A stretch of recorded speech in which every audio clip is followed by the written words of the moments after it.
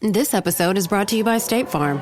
From your morning podcast to your afternoon playlist, State Farm knows you personalize your entire day, and that's why State Farm helps you personalize your insurance with the State Farm Personal Price Plan. It offers coverage options that help protect what you care about most at an affordable price just for you. Like a good neighbor, State Farm is there. Prices vary by state. Options selected by customer. Availability and eligibility may vary.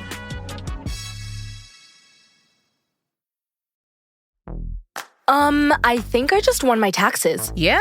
I just switched to H&R Block in about 1 minute. All I had to do was drag and drop last year's return into H&R Block, and bam, my information is automatically there. So I don't have to go digging around for all my old papers to switch? Nope.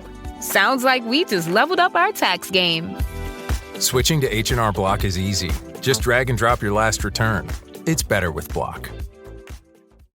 It's taken me a long time to really disconnect what I feel is an unhealthy bond and start to see my mother in a different light.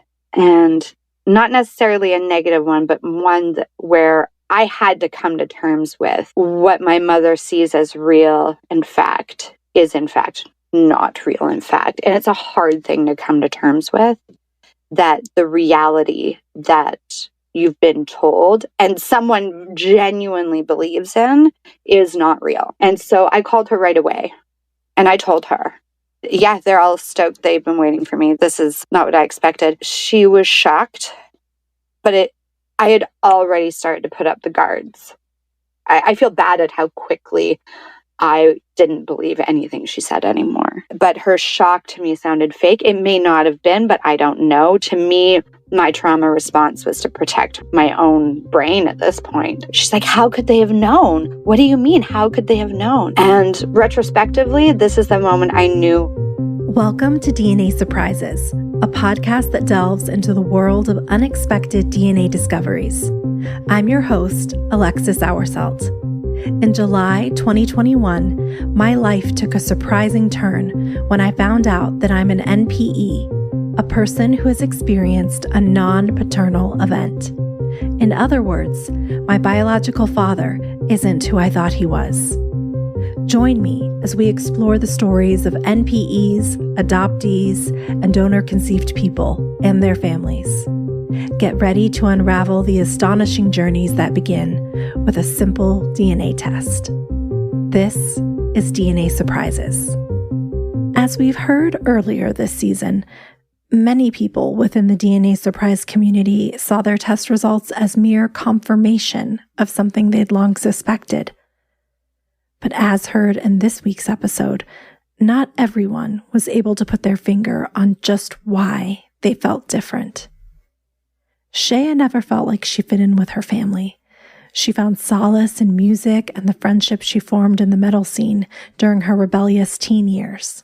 Then, one day, during a heated exchange with her parents, her mother revealed that the man she believed was her biological father was not. She pursued a relationship with the man her mom identified, only to then learn even more shocking information about her paternity. Thank you for sharing your story, Chaya. My name is Chaya. I am 42, and I live in a small town between Vancouver and Whistler in British Columbia, Canada. I'll just start at the beginning and just some background of my childhood and my teen years. As a kid, I have siblings, and I was raised with my mom and dad, and we lived in the same town I'm in now. We lived just down the street from my grandparents, so they were a huge part of my life. I was primarily raised by my dad's family. We had no contact with my mother's family, actually. It's funny to retell it because to me, this was normal. This is no big deal. This is not the big part of my experience, but a lot of people are quite taken aback by it. But we had no contact with my mother's family, and that was my parents' choice. However, my mother's family did routinely want contact with us, and so they took unorthodox approaches to that. My school was told that we could be kidnapped off the school grounds. There was an ad put out in the newspaper by my mother's family looking for us. I believe my maternal grandmother took my parents to court to try to gain access. And when I was in high school, letters were sent to the school from the family looking for me. And so I would see my dad walk into the high school, and I was worried he would catch me skipping class. And I'm like, oh, what are you doing here? He's like, just getting these letters that were sent here. So I don't know what happened in the court proceedings. I don't know what happened with those letters. I just know that we had no contact with them, and that was just life. I had a fairly happy childhood. We went on family road trips, and I was a weird kid. Like, I liked to go out into the forest and make my own fort. I was much happier alone than with like my siblings. I would turn the family car into a fort all the time, and I just always felt a little bit off. But I think what's important to know from this is I didn't know as a child that biologically I was not my dad's daughter. I didn't know that the paternal family, which was the only family I knew, I didn't know that they weren't my family. But in retrospect, I exhibited a lot of the psychological habits of someone who knew they were adopted. I would daydream a lot about a different family, and I would daydream a lot about like someone coming to take me and save me, and there wasn't necessarily something to be saved from. I just felt very out of place. Did you feel like your dad treated you any different from your siblings or anything like that? It's a very subtle shift. So I don't want to say I felt like I was treated different. I felt different. I felt like I didn't think the same way as them, like even as a kid. And my brother and sister are twins. So I just took like, oh, I'm different because I am not the twins. You were able to kind of explain it away. Yeah. So you were just very different from everyone else. Yeah. I always had like these weird like fixations on like when I was a little kid, I loved Tom Cochran so much. And then when I was a teenager, it was like the music was Marilyn Manson and the comfort movie was Wayne's World. And so I would watch SNL and Mike Myers would be on there and I'd be like, oh, I just love him so much. He's so funny. And my mom, like obviously looking back, it's in horrible taste because she knew what I didn't. But my mom made the joke of, oh, you love him so much because Mike Myers is your real dad. Now, he's not, just so we're clear.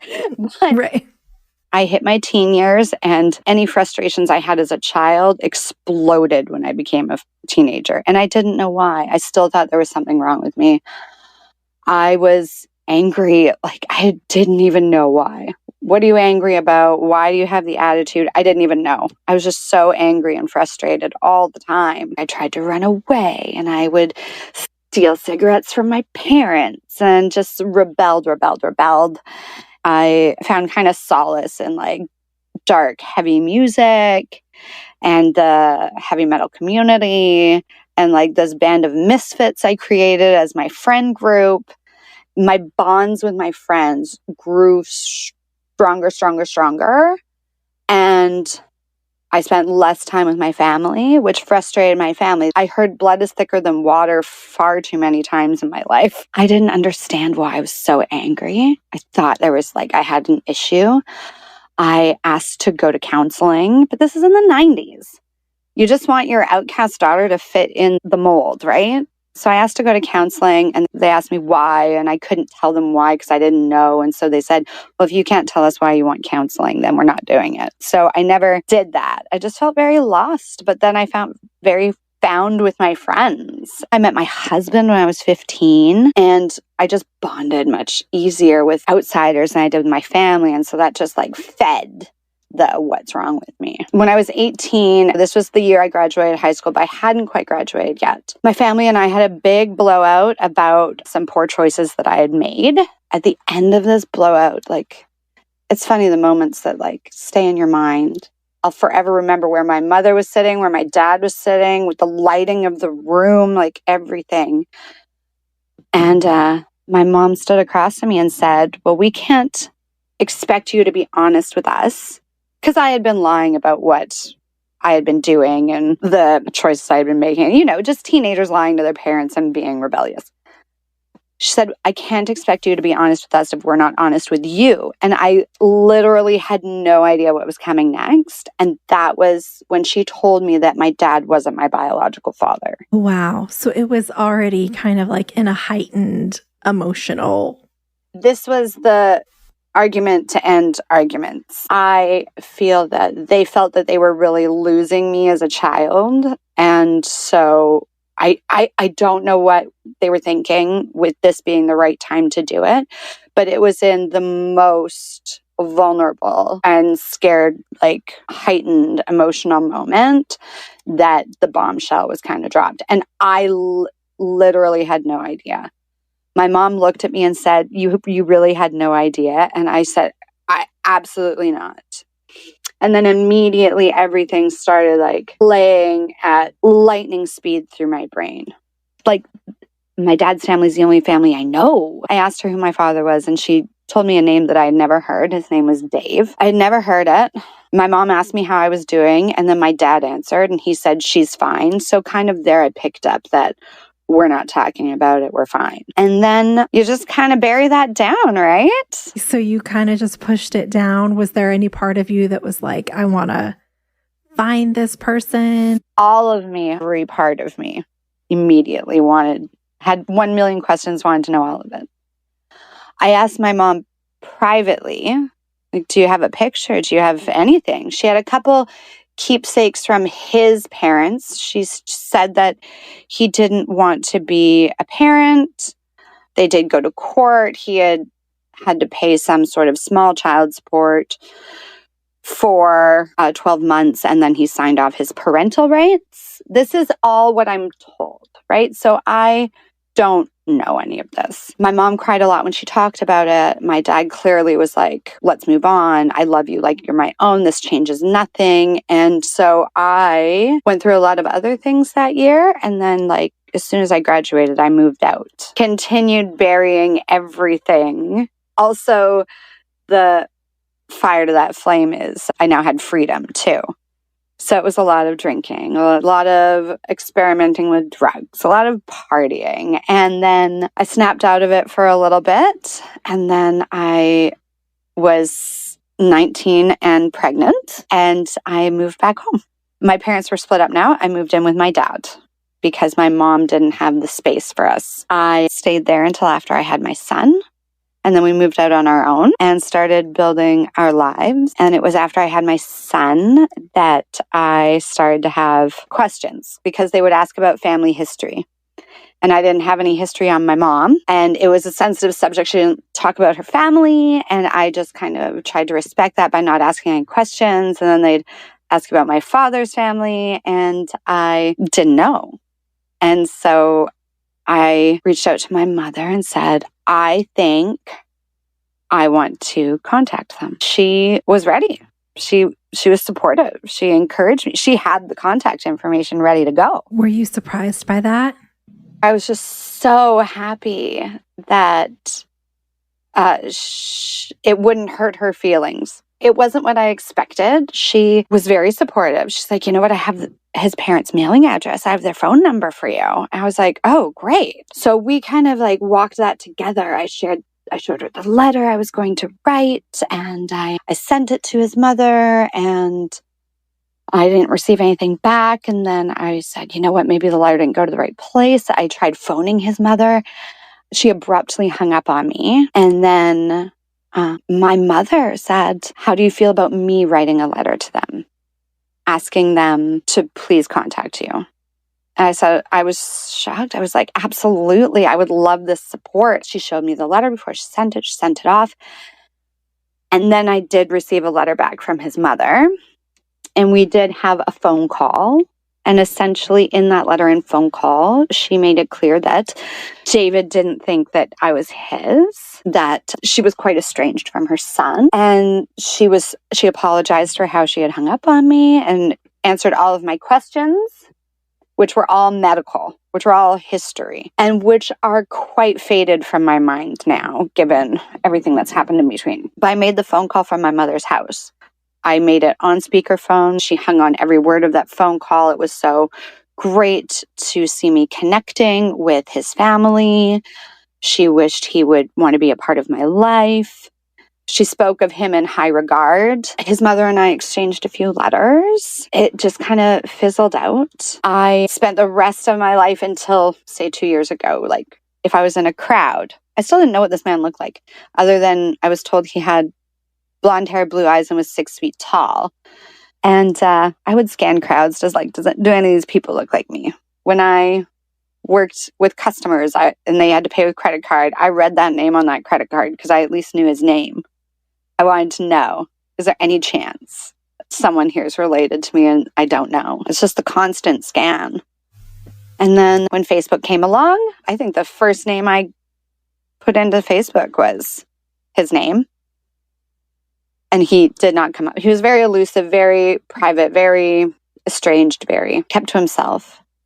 I did find someone that was his niece. I sent a very point blank message to her explaining my situation. And she was either like too estranged from him to care about causing any drama, or was very heartfelt, like family is family. It doesn't matter what he says. And so her and I communicated a little bit.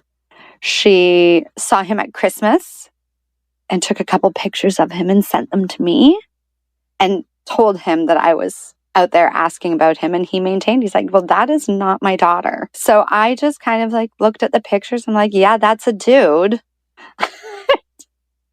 I didn't resonate with it at all. I'm like, I don't know. I guess this is who I'm related to. I sent the pictures to my mom. She was thrilled to see them. At this point, were you all in, like you had accepted this is my father? Yeah. Or was there any part of you that was like, maybe he's not? Retrospectively, obviously, I'm like, yeah. Obviously, I knew because I was like, oh, well, I guess this sucks. Move on. But it clearly bugged me because throughout the years, it came in waves, right? Where I'm like, I don't care. I've got this great life. Why do I care? And then something would get stirred up and I would be hell-bent. So it came in waves of like, I want to contact, I don't want to contact, blah, blah, blah, blah, blah. Until in 2017, my mother texted me and she said, were you going to tell me that he died? And I didn't even know who she was talking about. I'm like, who died? She's like, David. I said, I haven't heard anything. I haven't heard anything from the niece. I haven't heard anything. I didn't know. So then I messaged the niece. I was like, were you going to update me? And she's like, what are you talking about? Like the family didn't even know he had passed away. That's how removed from his family he was. So then the niece went forward and was like, one, Dave died. And then everyone's like, how did you find out? And she's having to tell the family. She's like, two, from someone that claims to be his daughter. And the extended family had no idea.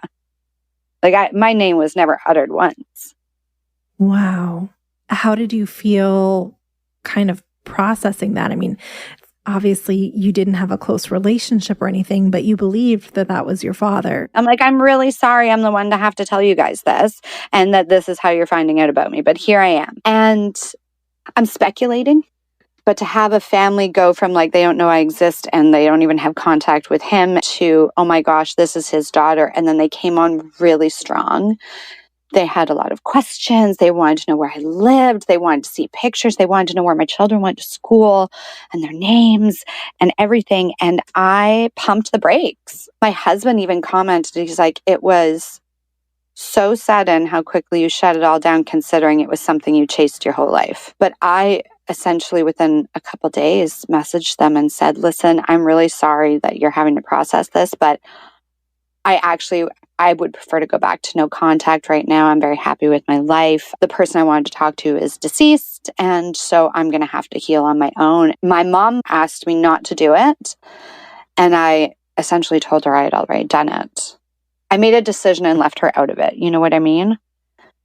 And so I think it may have been hurtful to her for me to make it such a drastic decision and then not consult her on it. My mother and I had like a tumultuous on and off again relationship throughout the years where we'd have times where we were best friends and then times where we weren't speaking. And so between 2017 and See, this is the part that'll start to get really emotional for me.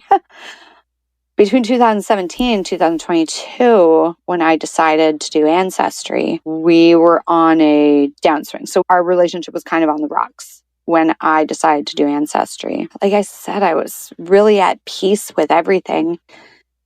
And then I was working on... Sorry, one second. Take your time. This episode is brought to you by Indeed. When your computer breaks, you don't wait for it to magically start working again. You fix the problem. So why wait to hire the people your company desperately needs? Use Indeed's sponsored jobs to hire top talent fast. And even better, you only pay for results. There's no need to wait. Speed up your hiring with a $75 sponsored job credit at Indeed.com/podcast. Terms and conditions apply. So good, so good, so good. New markdowns up to 70% off are at Nordstrom Rack stores now. Fresh kicks, spring tops, new dresses. There's always a score. I mean, the denim section is unreal. Why do I rack? All the dresses. I always find something amazing. Head to your Nordstrom Rack store to find can't-miss deals on all the spring things. Great brands, great prices. That's why you rack. I was working on a quilt, of all things. Because this is the moment, like, I made a decision that actually changed many lives, right? So, like, reflecting on it, I'm like, oh, man, I had no idea what I was about to do.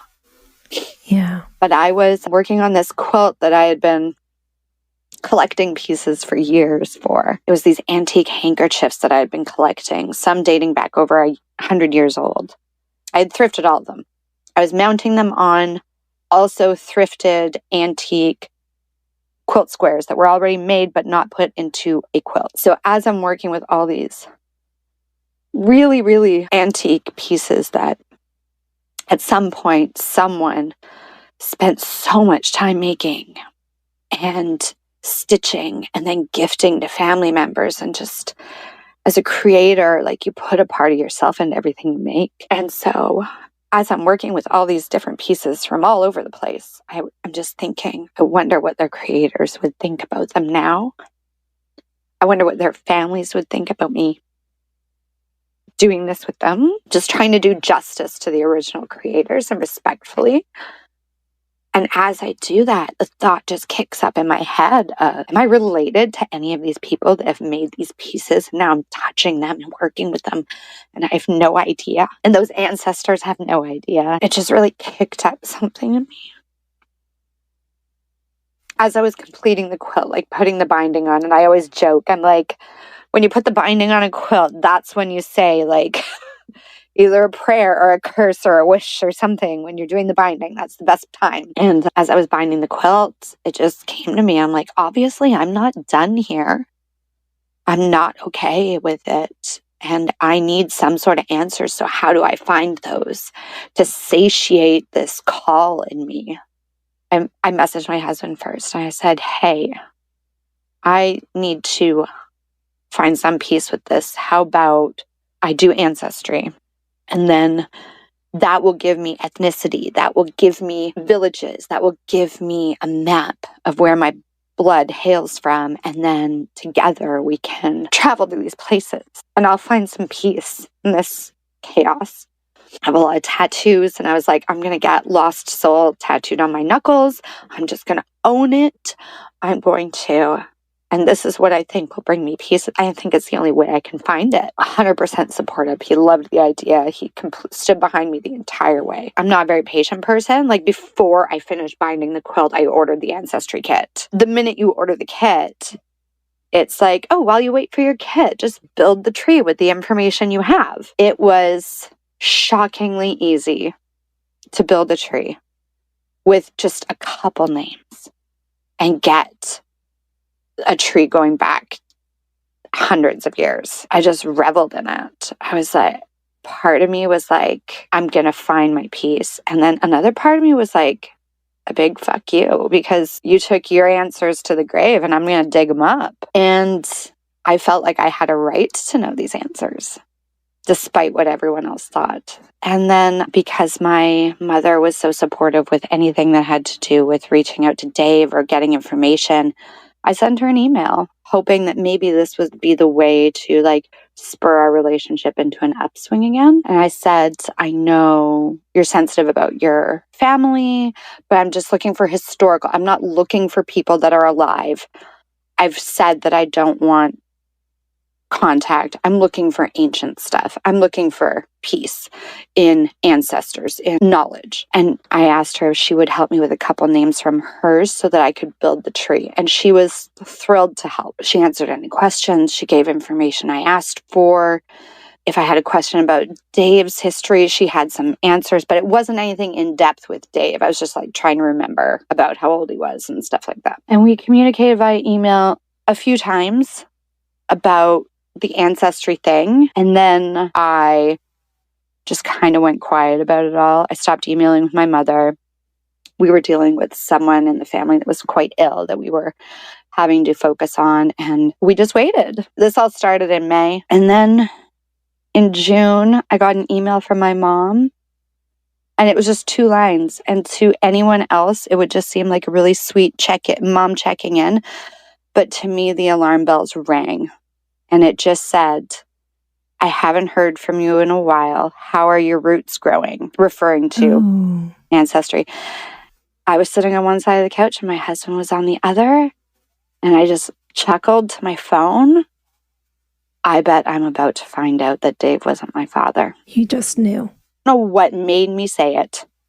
But I was just like, that's what's about to happen here. From that 2-line email. And so the results hit on a Saturday, got up, poured a cup of coffee, opened the computer, took 6 minutes looking at this, closed my computer and said, I knew it. In 6 minutes, I knew. And then it all spiraled. What happened? It went completely off the rails from that moment on. See, I cry when I talk about what the choice I made to start this and the events that brought me there.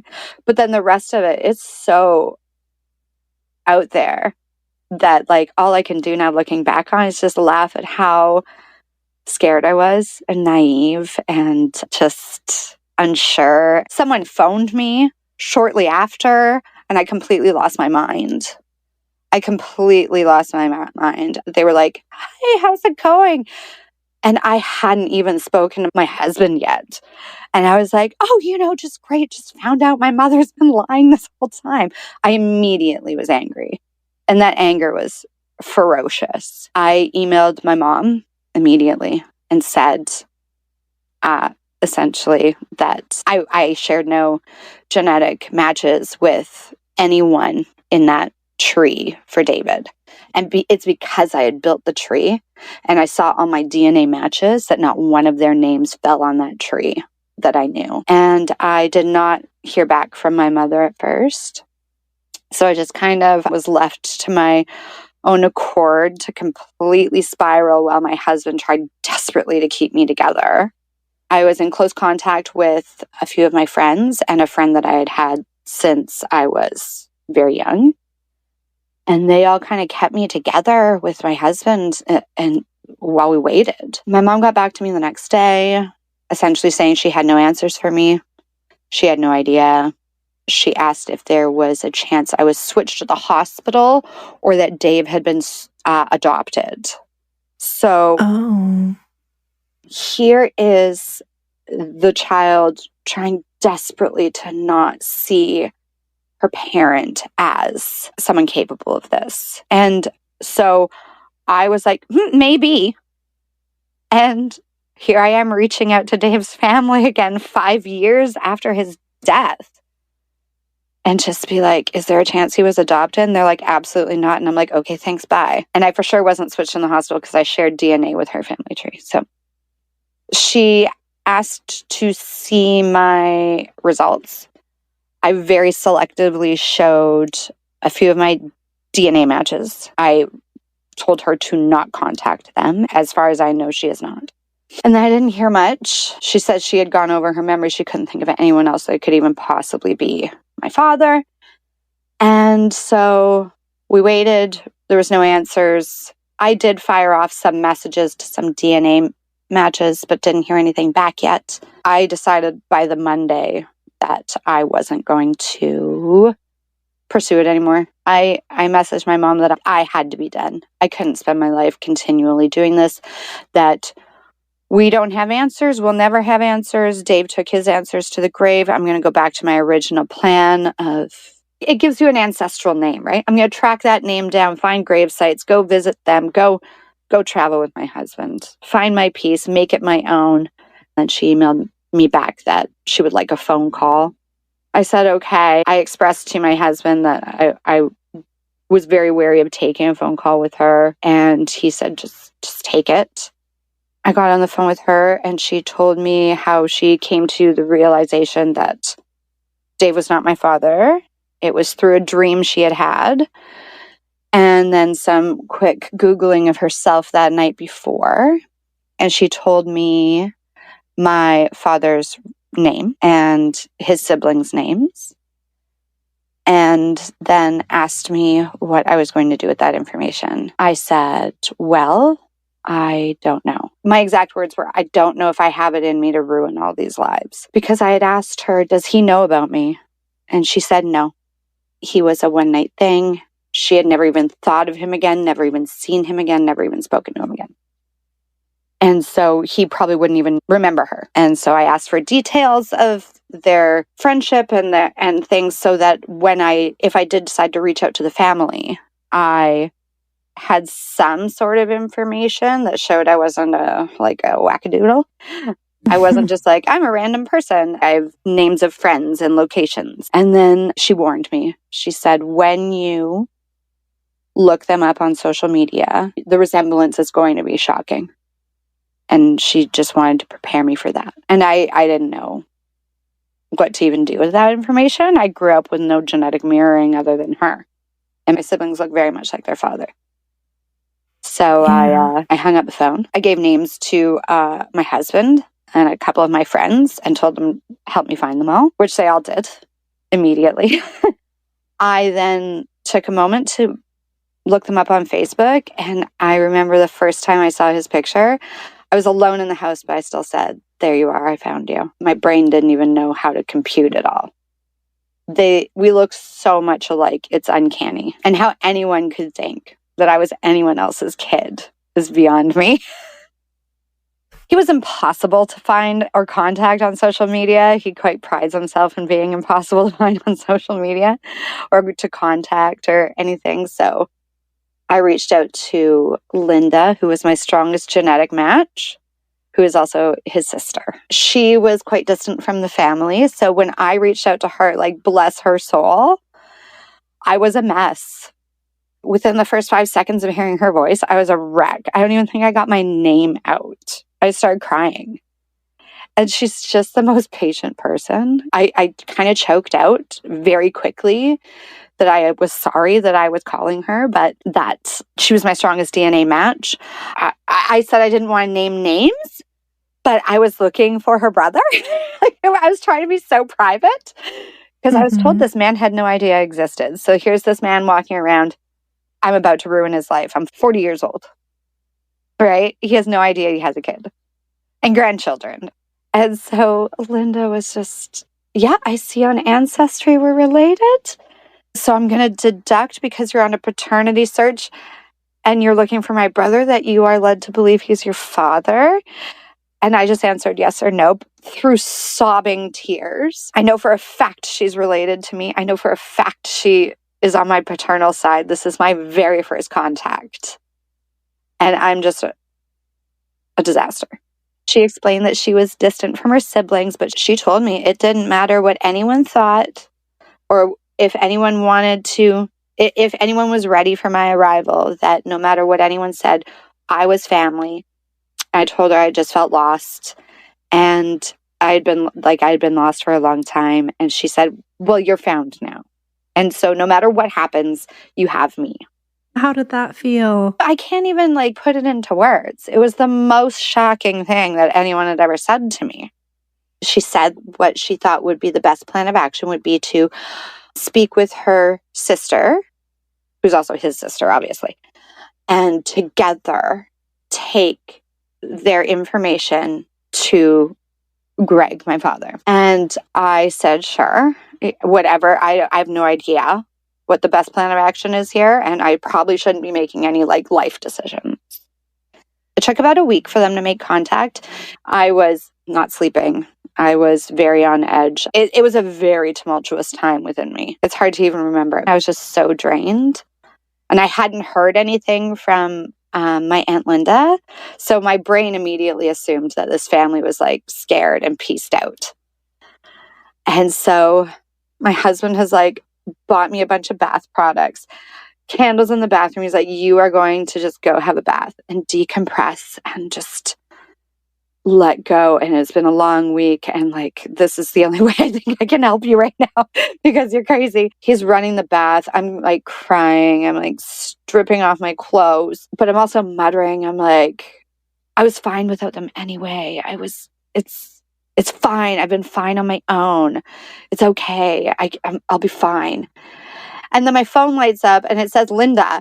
And I just immediately, I'm turn the water off. I can't hear anything. Oh my God. Poor man's been yelled at so much. And Linda says to me, I just got off the phone with my sister. She's like, are you alone right now? And I said, no, I have my husband. He's right here with me. She's like, are you sitting down? And I was like, no. She's like, maybe. So here I am. It's kind of poetic that I am completely naked as the day I was born, essentially prepared for a rebirth. I sit down. Yeah. And she's like, so I called my sister Nadine. It didn't go the way I thought it would. And I said, okay. Because, when I called her and started telling her this story, she cut me off and said, what's her name? And when I told her your name, Nadine just said, I have to go. I have to call Greg, but we know. We know about her. We've looked for her. We have been waiting for her to find us, but I have to go. I have to call Greg, but just tell her that we know we love her already. We cannot wait to see her. This is our whole life. We've been waiting for this. I immediately start apologizing. I'm like, oh my God, I am so sorry. This family thinks it's found some long lost daughter, but it's not me. He must have a different daughter because no one knows I exist. He doesn't know I exist. He probably doesn't remember my mother. I'm supposed to have to plead my case here. I said, how did they know about me? I was told. And I completely believe this to be true. She brought me to him and told him that I was his daughter, but that she had someone else that was going to be her father and adopt me, and that she wanted him to stay away and that he was not to be involved in my life. And then she left, which is quite different from the retelling that my mom gave me. What are you talking about? I'm so sorry. I have given this family false hope. And Linda I think she didn't quite know how to walk me through it because she's like, nope, it's you. So I think your father's wrapping up some things, but he's going to be contacting you, and he's been waiting to contact you this whole time. And everyone's really excited. So just thought I'd tell you, it was very casual. And I was like, okay, I still don't think this is true. And she's like, okay. And then I got off the phone with her, and she was like, we love you. We love you so much. Nadine loves you so much. She can't wait to see you. And I got off the phone and looked at my husband. I could see equal parts, just complete fury and just validation. How are you reconciling this against what your mom has told you? Because she's like, I don't remember. And now you're hearing from this family, we've been waiting for you. What's going through your mind? It was a lot. It's taken me a long time to really disconnect what I feel is an unhealthy bond and start to see my mother in a different light. And not necessarily a negative one, but one where I had to come to terms with what my mother sees as real, in fact, is in fact not real, in fact. And it's a hard thing to come to terms with, that the reality that you've been told and someone genuinely believes in is not real. And so I called her right away and I told her, yeah, they're all stoked. They've been waiting for me. This is not what I expected. She was shocked, but I had already started to put up the guards.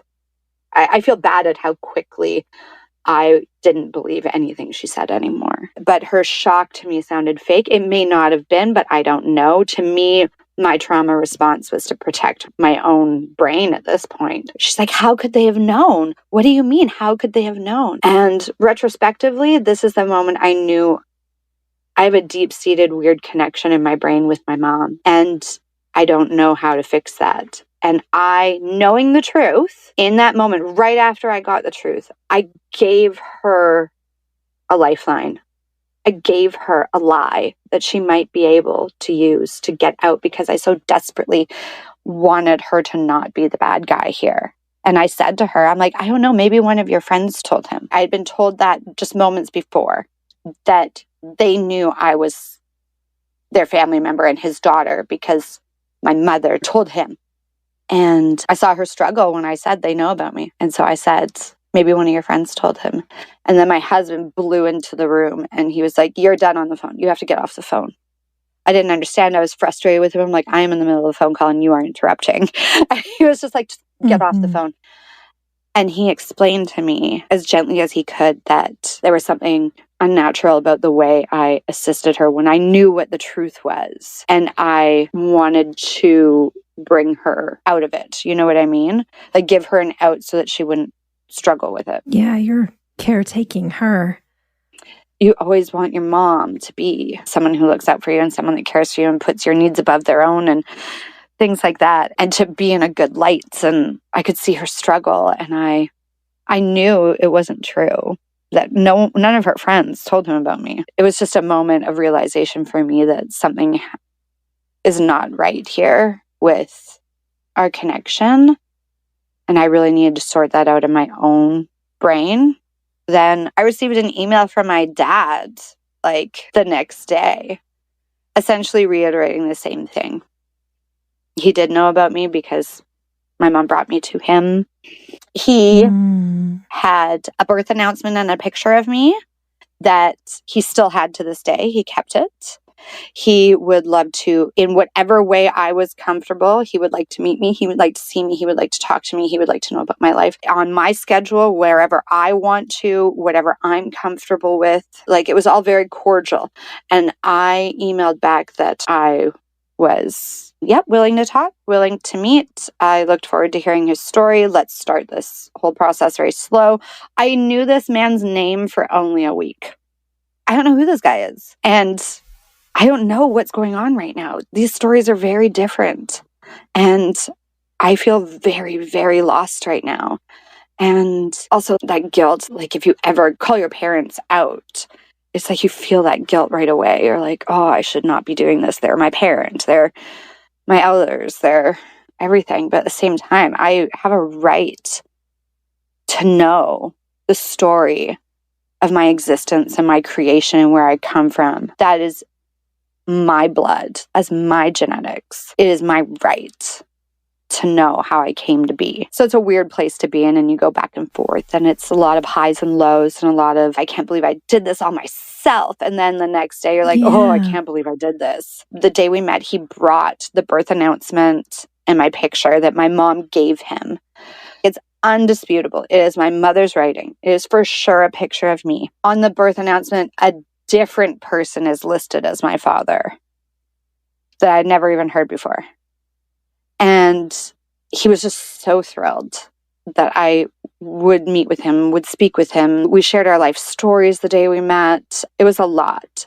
I insisted on a paternity test still because there was always this part of me that's like, I don't know, maybe I'm still wrong. And here I've thrown my mother under this bus, and maybe I'm still wrong. Maybe you're not my father. Maybe I'm ruining lives. We did the paternity test. That obviously came back positive.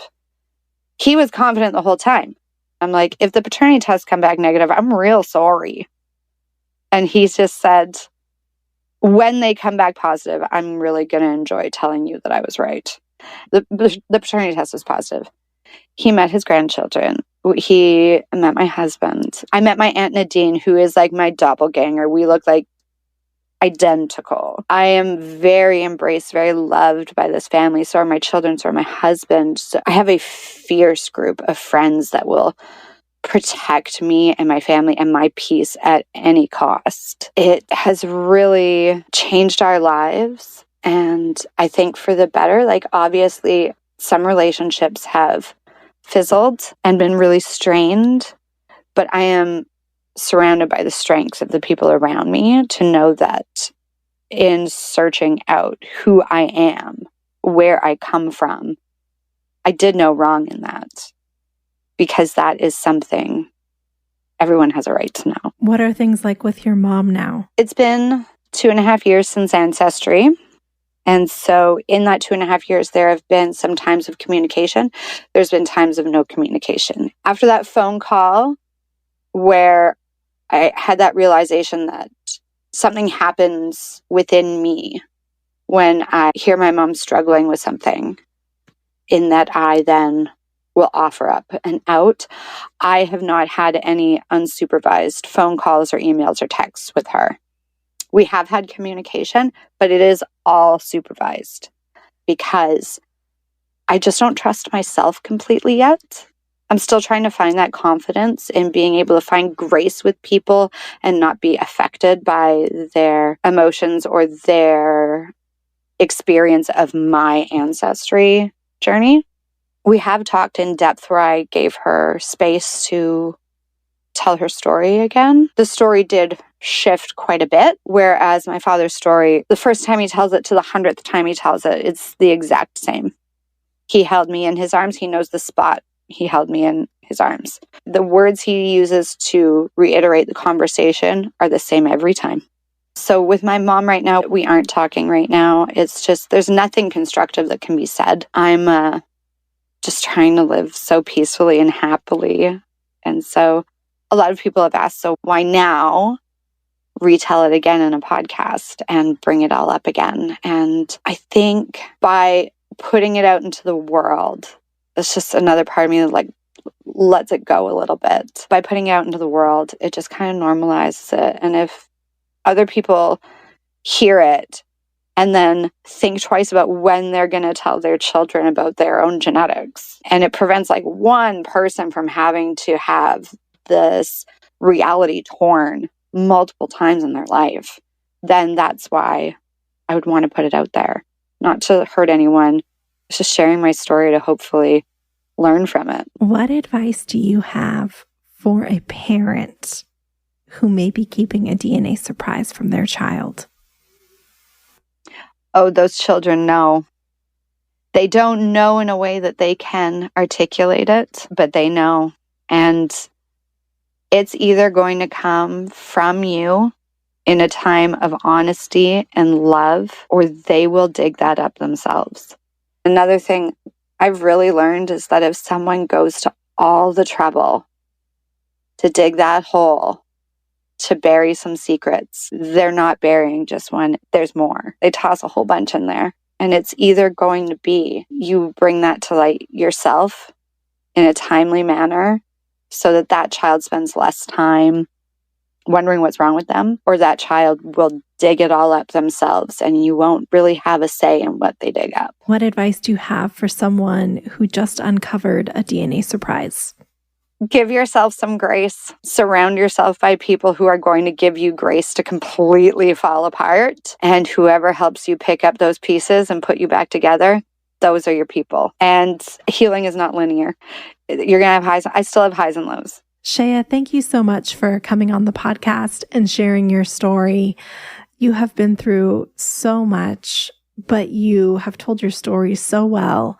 And I know that other people who have been through similar experiences will really benefit from this. I hope that your relationship with your father just continues to grow and that you find peace in the journey that you're on. That's the goal here. Thanks again to Chaya for sharing her story. If you have a DNA surprise that you'd like to share, submit your story at dnasurprises.com. And remember, you can join me over on Patreon for early access to ad-free episodes. Until next time, this episode of DNA Surprises was hosted, produced, and edited by me, Alexis Auersalt. It was mixed and mastered by Josh Auersalt of Siren Recording Studios.